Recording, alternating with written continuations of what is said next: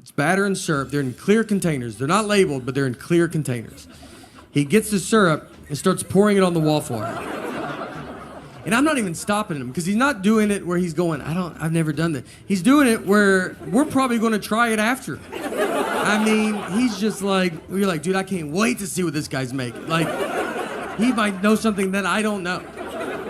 He shuts it, turns it over, it cooks. He's like looking at us. We're like, I mean, the whole line's like, yeah, what is that gonna be?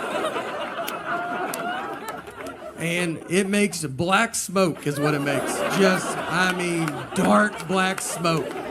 Just starts filling the lobby. The manager comes over. He's like, what are you doing? He's like, I guess I poured the wrong one. These are not labeled. And the guy's like, they're in clear containers. Do you not know the difference of batter and syrup? And he's like, I bet it happens all the time. He goes, I've worked here my whole life and I've never seen this. She wanted to go visit her parents and shit, I want to do it in one fell swoop. Now, I've never heard my wife say the phrase one fell swoop. We've been together 20 years, she's never said it. And it felt like someone that day told her, hey, you should start using one fell swoop more. And she goes, I'm about to call my husband. And goes, perfect, use it 40 to 50 times on him. So she calls me and she goes, I want to go visit my parents and I want to do it in one fell swoop. And I go, all right, let's do it in one fell swoop. She goes, I want to do it in one fell swoop. I go, let's do it in one fell swoop. And she kept saying it, one fell swoop, one fell swoop. I mean, over and over again. And then when she went to describe this one fell swoop trip, she goes, we'll go to my mom's, come home, then go to my dad's. And so I just like waited and she didn't say anything. And I just go, that's not what one fell swoop means. And instead of possibly just being wrong, she goes, I know what one fell swoop means. I go, yeah, it doesn't sound like you do, all right? And we have the same last name. I can't have you out there in a one fell swoop conversation. Do you ever get in those fights? Like you'll be at home, like by you and your spouse, and you guys are not talking to each other, and you're in the house together, no kids, the house is quiet, and you just stay on opposite ends, and then you pass each other in the hallway. That's like the funniest part of it, because you don't live in a mansion, you have one hallway. And you just didn't time it out right, and you just have to walk by each other like strangers. You're like, oh, excuse me, sorry, yeah, no, go ahead. She'll be watching TV, I'm like, ma'am, are you watching this? I couldn't tell, I was gonna change it if you weren't watching it. We go into the church, it's bride and groom, looks like it's home and away. That's how many jerseys are in there.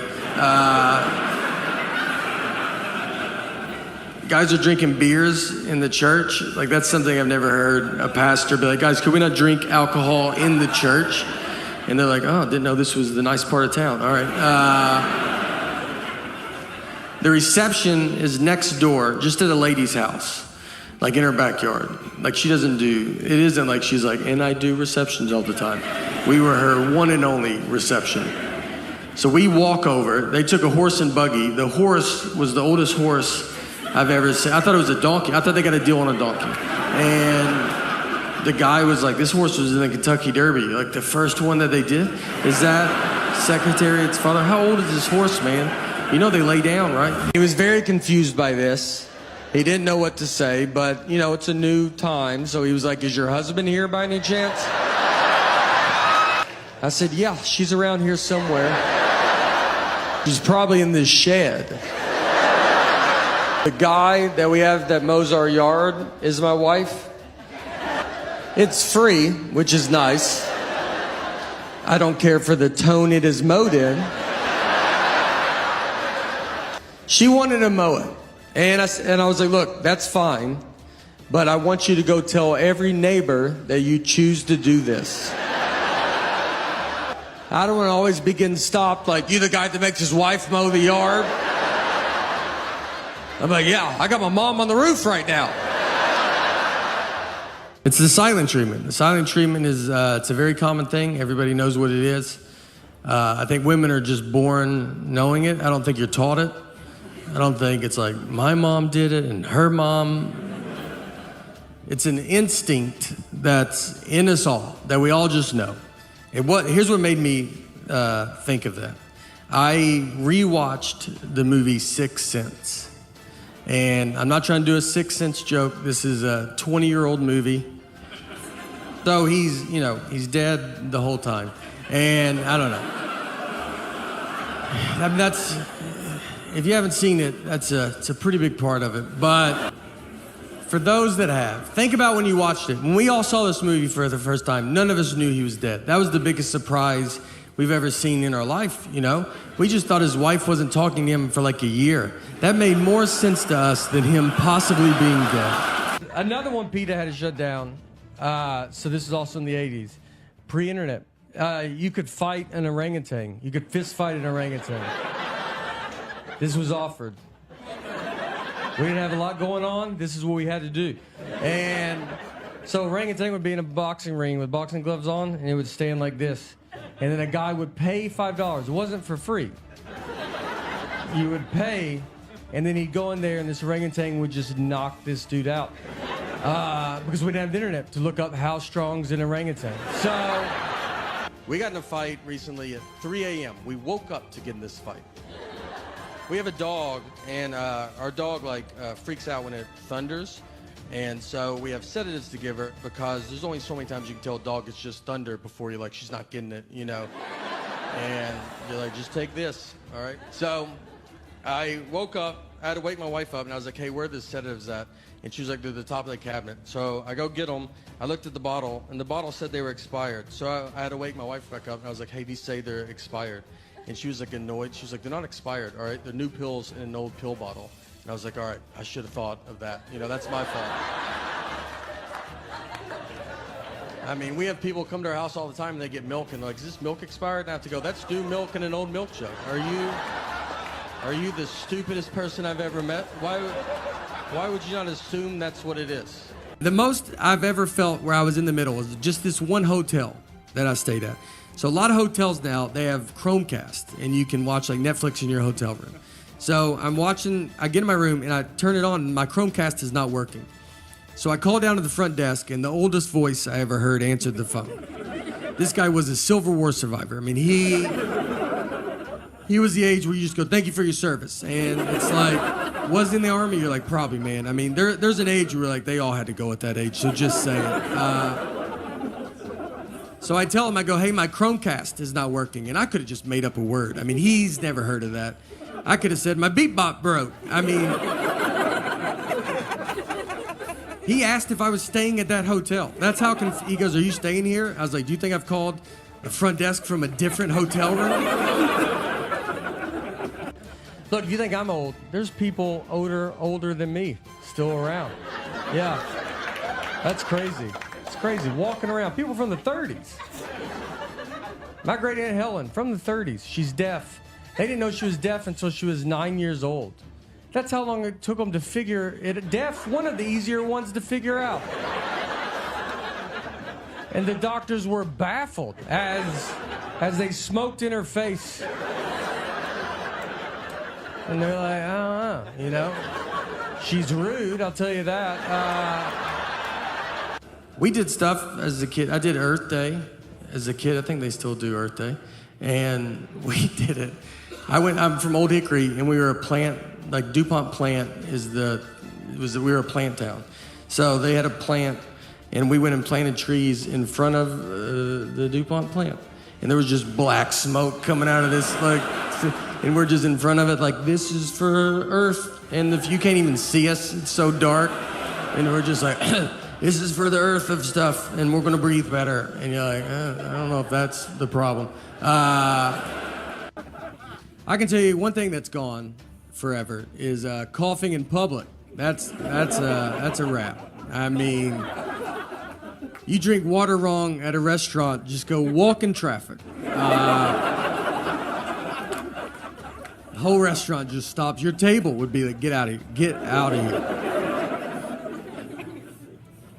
And you know who that's going to hurt the most to cough in public? My parents. That's what I feel, because that's one of their favorite things to do, is cough in public. They love it. That's all they do. They cough everywhere. My dad's choking constantly. Just always, if he's not choking, that's when we get worried. That's how much choking he's doing. We go to a restaurant, and they're like, is your dad okay? I'm like, yeah, that's just what he does, you know? I also feel this is a good year to see where your friends are at, you know? Like, you want to be in the middle, I think. And I've got friends that they take a shower with their mask on, and they sleep with the mask on because they have a hamster, and the hamster probably has it, and they live alone. It's just them and the hamster. And I also have friends that I don't think have even heard about COVID. It looks like someone told them to try to go get it. That's how they're living. I have a lot of friends too that they tell me they already had it. They're like, I had it. I had a fever. February, had a fever for a couple hours, so probably had it. I had one friend, he told me he had it in 2015. Convinced. He goes, I had it in 2015. I was the first, and it just didn't catch on like it has now. But I thought I was going to breeze through security, but I got held up just because the guy in front of me. And he goes through the metal detector, and it goes off. And so they asked him, they're like, do you have anything metal on you? And he goes, I have keys on me, my keys. And we thought he was going to say like his knee or hip, just old people have metal in them a lot. And he goes, keys? Do you think that would do it? You're like, I think that would be the number one answer on Family Feud of what would set a metal detector off. Keys. I told him, I was like, look, let's try it with and without it. I'd love to know. Maybe they've been lying to us about this key thing. There was a Chuck E. Cheese that got caught. If people didn't eat all their pizza, they would just put it back out on the buffet. And that would shut down any normal business. And with Chuck E. Cheese, they have thrived. When I read the story, I was like, I thought that's what they were doing. I thought we agreed that that's fine. I didn't even know what the article was about. On the way back, since my buddy was driving, he did not see the dead horse, And I'm like, well, you can't not see it. So it's just one road, and I was like, I'll just show you where it's at. So we're driving, and we get to it. I was like, it's right here. And I pointed, and the horse was standing up, doing unbelievable. One of the healthier horses that I've ever seen. So I learned that horses lay down to sleep. I did not know that.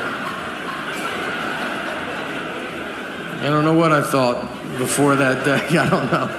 That they lock their knees. That's why they have 4 knees. I don't know. That's what I would have probably argued with you about it. I remember nothing from school. People talk about history to me, and I'm like, I don't know when you guys learned that. I think we skipped all of this. I almost didn't graduate high school. I had an F in science. I was taking a class called science my senior year in high school. I had an F, and my dad went and talked to the teacher and just said, look, just give him a D. He's not going to do science stuff. And the teacher agreed to it. She was that confident I wouldn't touch the science world. We took ACTs, and I got a 17 on it. And if you don't know ACTs, 18 they're like, that's not good, man, but you made it. 17, they're like, are you enrolled in this school? Like, what are you doing? I just don't eat anything healthy. I like apples, but I only like pre-cut apples. I won't eat a whole one, I'm not a horse, all right? So, could you guys do some work over there at the apple factory, however apples get here? I've watched a lot of the documentaries that try to make you eat better. Like I watched Fed Up, and it's about all the food that I eat every day. There was nothing in it that I haven't had recently. You know that saying, like, I haven't had that in forever? I haven't said that in forever. There's nothing I haven't had. Airheads, that's usually something like, oh, are they still doing good? Yeah, they're doing great. They got more colors now, it's pretty fun, I've had 3 concussions in my life, and none of them because of sports. Just living life, man, Stuff happens to your head. What are you gonna do? One was in high school. I got pushed into a wall head first, and it took them 3 class periods to figure out I had a concussion. That's how much I was bringing to the table. 2 teachers didn't even notice, and the third one was like, he wasn't facing forward, and that's when I realized he's one of the better facer forwards I've ever had. So I knew. We get there, I'm wearing a button-down shirt, khaki pants, nothing crazy. I'm wildly overdressed. I look like I work there. Everybody else just has a football or basketball jersey on. My uncle, his daughters get married. He has his tuxedo jacket, pants, cummerbund, bow tie, no shirt. They forgot his shirt, and instead of waiting to go get it, he was like, let's do it without